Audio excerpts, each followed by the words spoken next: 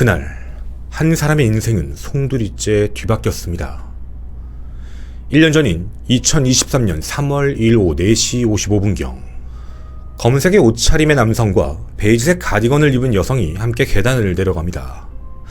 여러분, 이 장면이 뭔가 이상하다라는 느낌이 드시나요? 아니면 그냥 평범해 보이시나요? 남성은 무언가 할 말이 있다는 듯 여성을 세워놓고 이야기를 시작하게 됩니다.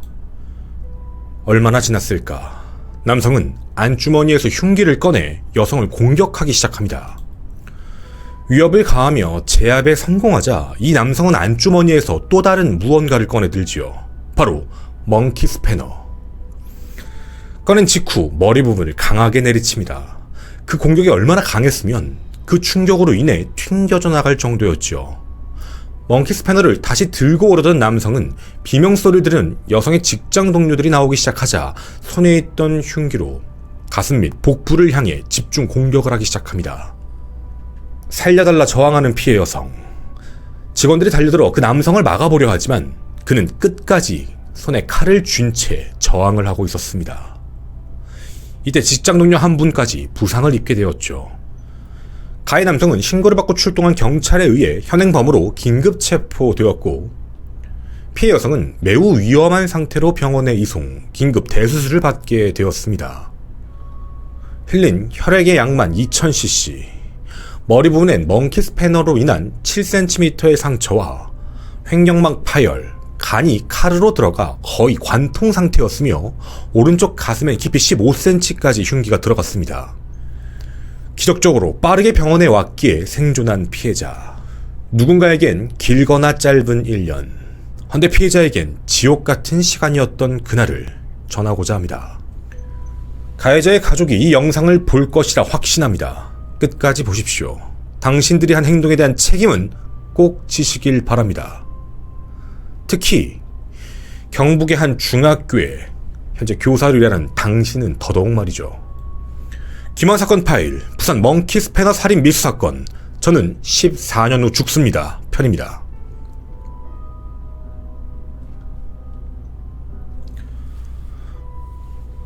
네, 안녕하십니까. 전국 유튜브 독자 여러분, 아프리카TV 시청자 여러분, 김원입니다. 굉장히 충격적인 사건 영상. 도대체 왜 이런 끔찍한 공격을 가한 걸까요? 가해자 90년생 권씨와 피해자는 교제를 한 연인 사이였습니다.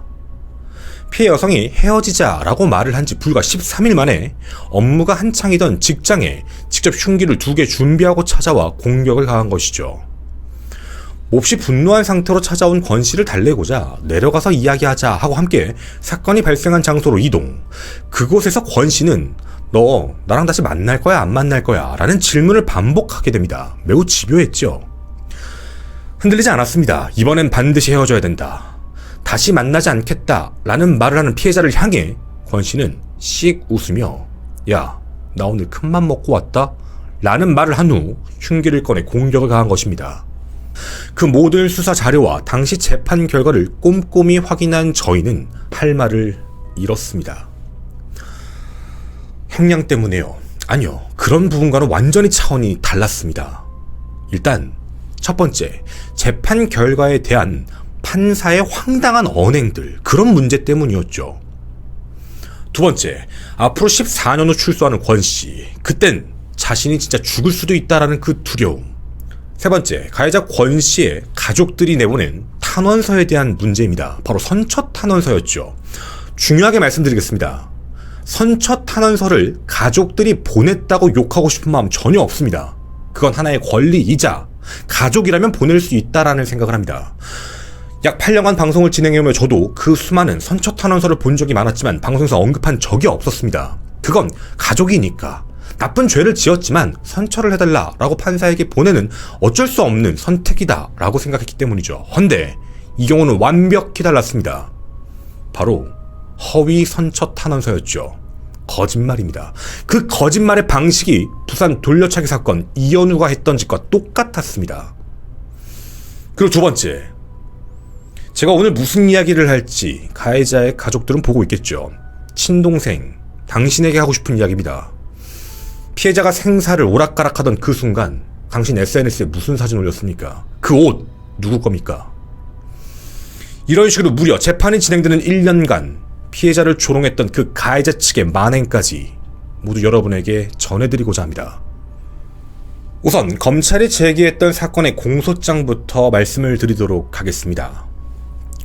앞서 말씀드린 피해 여성과 직장 동료 2명의 피해자에 대한 검찰의 공소사실이었죠. 우선 권 씨는 첫 번째로 피해자의 집에 무단으로 침입한 주거침입죄가 첫 번째로 들어오게 됩니다. 두 번째는 그 직후, 이 사건 전이었죠. 무단 침입을 한 이후에 피해자의 집에 들어가서 칼을 들고 너 없으면 살 이유가 없다. 다시 한번 기회를 줄게 라고 말을 하며 위협을 가하게 됩니다. 바로 특수협박죄였죠. 거기서 끝나지가 않았습니다. 결별했음에도 불구하고 지속적으로 찾아오고 연락을 취하는 스토킹 범죄 처벌 등에 관한 법률 위반까지 공소 제기가 됐습니다. 그리고 이 사건, 바로 살인 미수건이었죠. 재결합을 위해 피해자에게 연락을 시도했지만 차단을 이유 만남도 거부했고, 그 이후에는 피해자의 가족 등을 통해서 연락을 시도했지만 계속 거부당하고 오히려 스토킹 범죄로 신고당하자 앙심을 품고 있었는데, 사건 당일이었던 2023년 3월 2일 낮 12시 30분경 부산 진구의 주거지 부근에서 몽키 스패너와 식도를 구입한 이후 그날 오후 1시 30분경 먼저 피해자를 직접 찾아가서 다시 한번 만남을 요구했지만 피해자가 이때로 1차적으로 거부를 하게 됩니다. 이에 예정됐던 경찰 조사를 받으러 피해자에게는 꼭 연락받아라 라고 말을 한 직후 부산 진경찰서로 향하게 되죠. 이미 몸 안에 몽키 스패너와 식도를 가지고 있는 상태였습니다. 그런데 이 상태로 진경찰서에 들어가서 조사를 받을 수는 없지요. 그 인근에다 버렸다라고 표현되어 있지만 인근에 두고 들어가게 됩니다. 그 이후 약 2시경 부산 진경찰서에서 조사를 받던 중 피해자가 이미 만난 그 관계가 있었으니 경찰관에게 다시 한번 신고를 했던 겁니다. 그 장면을 권 씨가 목격을 하고 난 이후 화가 나서 살해하기로 마음을 먹고 몽키 스패너와 식도를 주워 상의 점퍼에 넣은 뒤 이런 끔찍한 범행을 저질렀다라는 것입니다. 자, 그럼 재판 결과는 어떻게 되었을까요? 1심 재판부는 모든 공소사실에 대해 혐의를 인정을 했습니다. 그런데 징역 15년형이 선고가 됐는데요. 그 이유가 있었습니다. 첫째, 범행에 대해 인정을 하고 정말 다행히 살인 미수에 그쳐 사망이라는 극단적인 결과가 나오지 않은 점, 가해자 권 씨의 가족들이 계도를 다짐하며 선처를 구하고 있는 점을 유리하게 판단한다 라고 이야기하며 15년형을 선고했죠. 살인 미수 사건 징역 15년. 사실 누군가는 그 정도면 많이 나온 것 아니냐라고 이야기하실 수도 있고, 누군가는 저렇게 끔찍하게 살인에 준하는 죄를 지었고 본인도 죽일 정도의 행동을 가했죠. 마음을 먹은 상태였습니다. 근데 이런 행동에 대해 의료 기술로서 살린 것이지 이 범주는 계획적 살인으로 보는 것이 맞는 게 아니냐라고 생각을 하실 수도 있죠. 그런데 피해자분은요, 이 선고의 형량에 대한 불만을 이야기하시는 게 아닙니다. 15년 말고요, 더 높게 주세요라는 부분이 아니라는 것이죠. 이미 대한민국 법체계에서 살인 미수건 15년이면 높다는 사실을 알고 계십니다. 그런데 어떤 부분 때문에 연락을 주시게 된 걸까요? 바로 전자발찌 부착 명령을 기각했습니다. 이거 분명히 스토킹 살인입니다. 스토킹 이후 자신이 14년 동안 살다 나와야 되는 상황인데 그 이후에 전자발찌가 없이 나오게 된다는 문제지요. 그 이유가 첫째로는 불특정 다수를 상대로 범행한 게 아니라는 점, 두 번째, 전과가 없는 게 아니고요, 폭력 전과 이외로 벌금형이 있는데 그게 10년 전이어서, 셋째, 재범 위험성이 낮음이 아니라 중간으로 평가되는 점, 네 번째, 징역형과 스토킹 치료 프로그램 이수 및 보호관찰 명령만으로도 재범 예방 효과를 기대할 수 있다라는 네 가지 이유 때문이었습니다. 사실 여러분에게 범행 장면을 보여드릴까 말까를 굉장히 많이 고심했습니다. 하지만 그걸 모르는 상태에서는 그가 저지른 행위가 얼마나 계획적이고 잔혹하고 끔찍했는지 우리가 이해를 할 수 없어 어쩔 수 없이 보여드리게 되었죠. 스토킹 범죄, 그는 지금 무슨 생각을 하고 있을까요? 너 아니면 안 돼. 너를 죽여서라도 할 거야. 이런 마음을 가지고 검거가 된 범죄자입니다. 대부분 스토킹 범죄자들은 끝까지 상대방을 원망하게 되죠. 그리고 망상에 사로잡히게 됩니다. 머릿속으로 마음대로 상상을 하죠. 날 이렇게 가둬놓고 넌 행복하겠지. 이런 생각을 하며 그 하루하루를 어쩌면 복수심을 불태우며 살아가는 경우들도 굉장히 많이 있다는 점이죠. 우리나라 재판부가 얼마나 스토킹 범죄에 대해 이해를 못하고 있는지 많은 전문가들이 언급하는 그 내용, 바로 그 부분을 보여주는 대목입니다. 그렇게 1심이 끝났습니다. 그때까지도 피해자분은 어느 언론과에도 접촉을 하지 않으셨습니다. 재판부를 믿었죠. 분명 잘 해줄 거다라고 생각을 하신 겁니다. 그런데 항소심 재판부는 원심을 그대로 유지합니다. 징역 15년, 전자장치 부착명령 기각. 최종 선고는 날 피해자의 가슴을 2번 찢은, 어찌 보면 2차 가해 같은 말을 재판장이 서스름없이 했습니다. 최종 선고에서 재판부는 권 씨에게 한 번 더 기회를 주고 믿어보겠다. 만약 또다시 재범하면 그때 전자장치 부착을 고민해 보겠다. 라는 말을 했죠. 거기 계신 분들 다 들으셨습니다. 판사는 신인가요? 도대체 판사가 뭔데 그 기회를 본인이 주고 말고를 판단할까라는 생각입니다. 이 멘트 자체가 법령에 의거한 게 아니라 내가 기회를 줘볼게. 너 또 저지르면 더 과하게 처벌할게가 아니라 그땐 전자장치 부착할 거야? 라는 말. 도대체 당신이 뭔데 기회를 주고 맞는다, 그리고 믿는다라는 말까지 하는 걸까요? 당시 피해자는 이런 생각을 했다고 합니다. 내가 죽어야만 했다.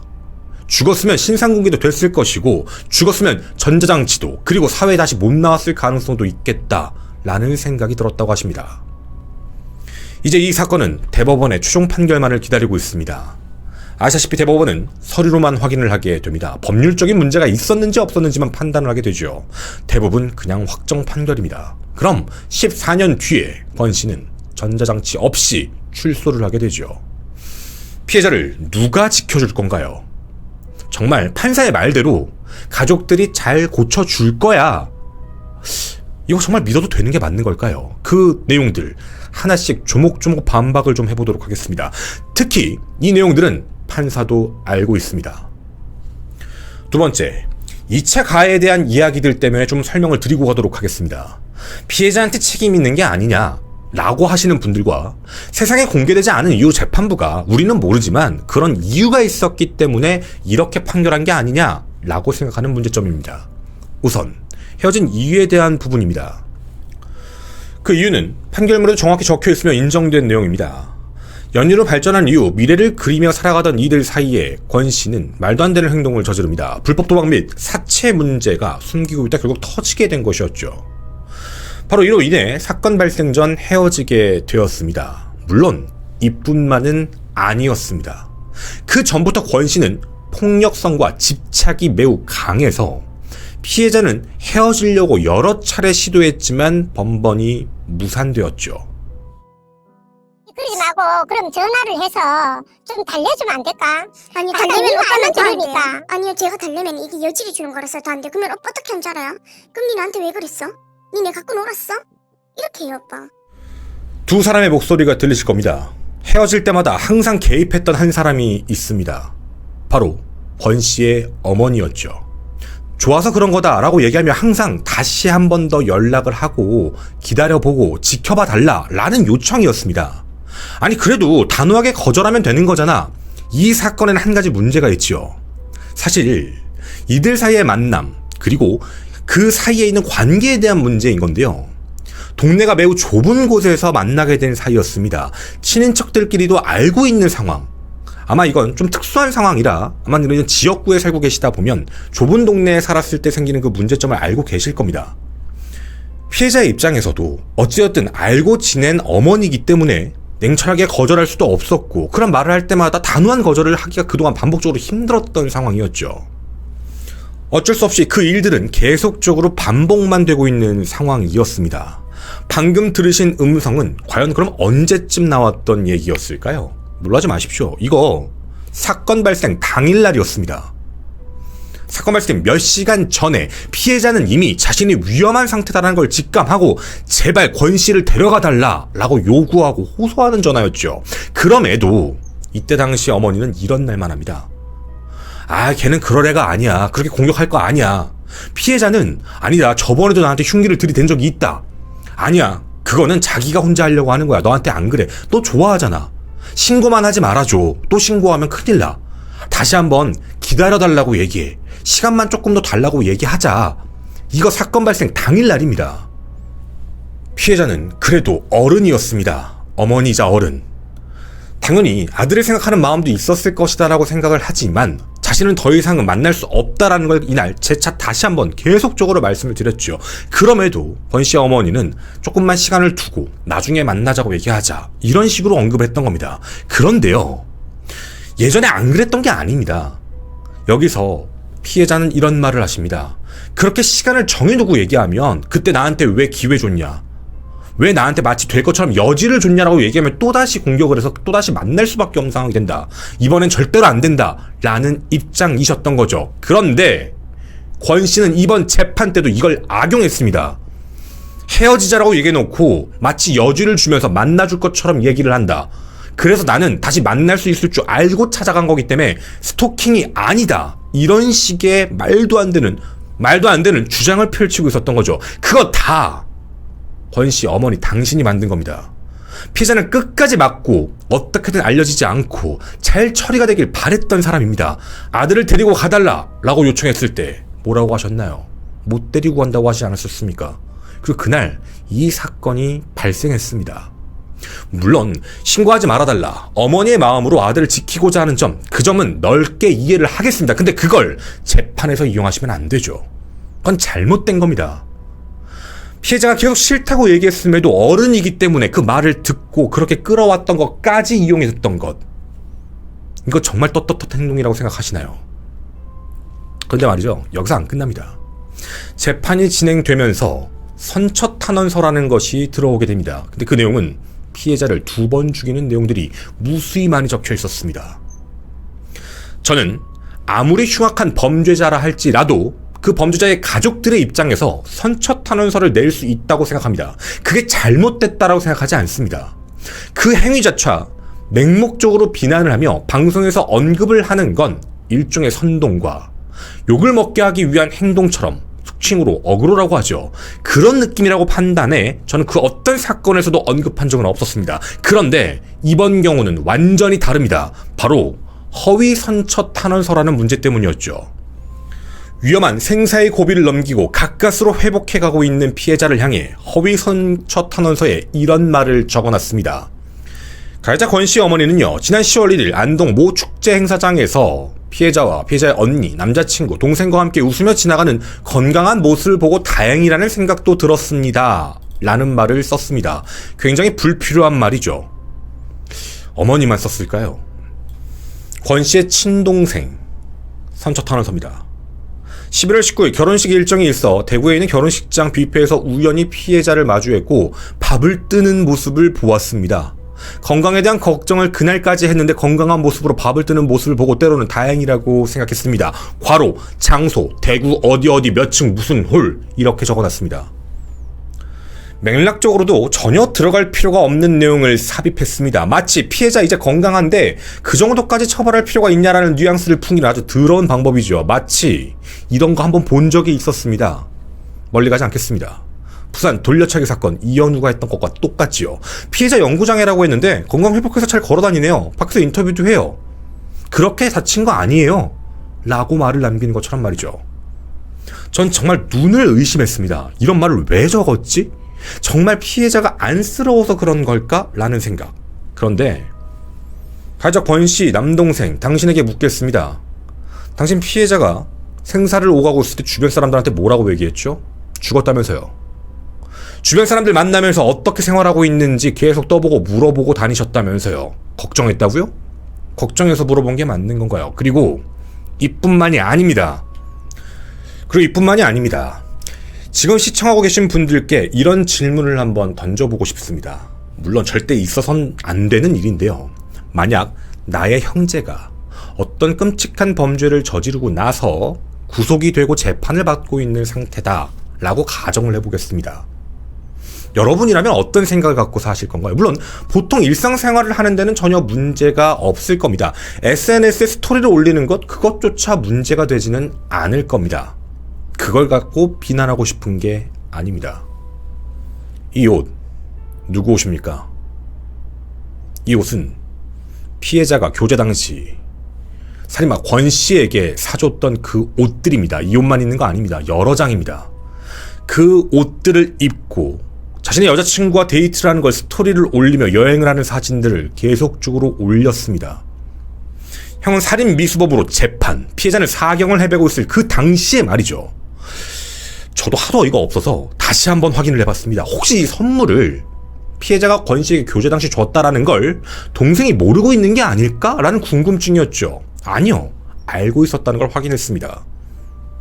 허위 탄원서를 보내고 죽었는지 확인하고 다니고 뒷조사하고 다니고 그리고 자신의 여자친구와 그 선물 준 옷을 입고 다니며 스토리에 올렸던 당신. 얼마 전 임용고시에 합격하고 경북의 한 중학교 교사로 들어갔다라고 확인했습니다. 당신 정말 교사들 자격 맞습니까? 그렇게 아이들을 가르칠 건가요? 그리고 마지막, 사실 이 둘의 만남은 사채? 그런 것 때문에 꼭 끝나는 게 아니라 어차피 끝이 있던 만남이었습니다. 제가 이렇게만 말씀을 드리면 시청자분들은 뭐 때문인데? 라고 궁금해 하시겠지만 피해자분의 요청으로 참 피해자분도 어떻게 보면 많은 배려를 하시고 생각을 하십니다. 그 이유 가해자들은 알겠죠? 가해자 측에게만 알 수 있게 전달해 드리겠습니다. 당신들 어차피 이들은 만날 수 없었다는 그 이유 알고 계시죠? 그런데 그 이유조차 재판에서 허위사실로 기재하며 선처를 탄원한 당신들은 진정한 악마입니다. 저 진짜 깜짝 놀랐습니다. 피해자분의 요구가 아니었으면 저희가 다 깠습니다. 분명히. 당신들은 이렇게 했으면 안 됐습니다. 피해자를 2번, 3번 죽이는 행동을 아무렇지 않게 허위로 계속 작성한 악마들입니다. 앞서 피해자가 사건 당일날 이런 피해를 입을 걸 예상했다라고 말씀을 드렸습니다. 그럼 왜 그걸 막지 못했을까라는 생각이 드실 것 같은데요. 이유가 있습니다. 피해자분은 정말 수없이 많이 경찰에 도움을 요청했습니다. 막을 수 있었지요. 헤어지자라고 통보한 지 6일 뒤였던 2월 23일 밤 10시 난리가 납니다. 그날 혼자 집에 쉬고 있는데 권 씨가 집에 비밀번호를 눌러 무단으로 침입합니다. 뭐 하는 거냐 라고 말을 했더니 만날 거냐 안 만날 거냐 그냥 너 죽고 나 죽자 너 다른 남자 만나는 거 못 본다라고 얘기하면 식칼과 과일을 들고 와 위협을 가합니다. 그날 친언니가 귀가하지 않았으면 정말 위험한 상황이 벌어질 뻔했죠. 그날의 실제 음성입니다. 죄송합니다. 조용히라. 옆집에 나왔다. 조용히라. 뭐? 못 봤었나? 나. 야, 이제 이 언니. 뭐? 옆집 지금 나왔어, 오빠. 옆집 지금 나왔어, 오빠. 조용해. 아, 조용해. 신경 문 닫아. 신경 문 닫아. 갈 테니까, 그럼 나. 알았어, 내가 갈게. 나. 지금 뭐해, 오빠? 나 갈 테니까. 아니.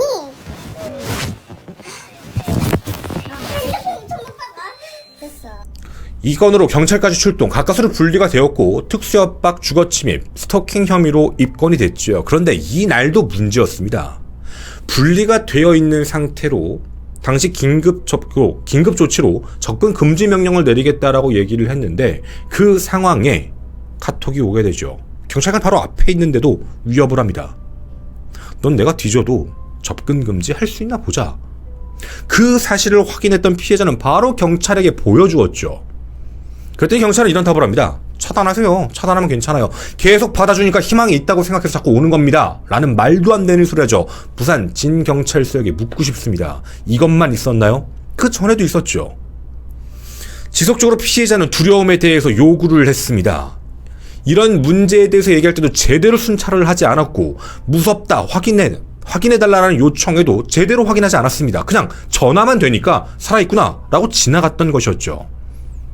그리고 앞서 말씀드렸던 그 사건이 발생하게 됩니다. 사건 당일 오후 1시 37분 피해자를 찾아옵니다.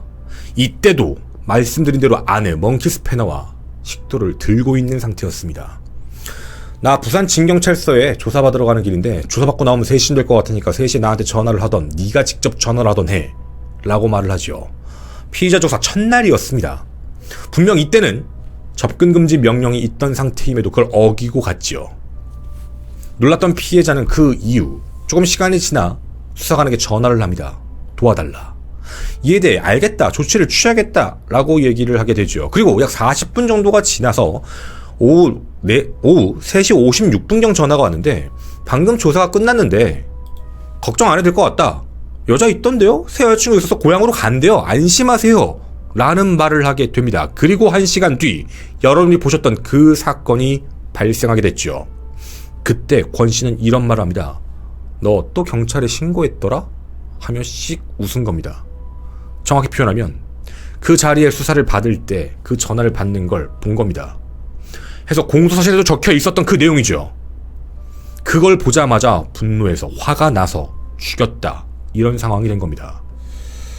그는 수많은 거짓말을 했습니다. 이미 사건 발생 4시간 전, 연락을 하기 전부터 자신이 떠나겠다, 포기하겠다라는 말을 남기기 전부터 흉기를 구매하고 소지하고 있던 상태였죠. 그날 그는 범행을 저지를 계획이었습니다.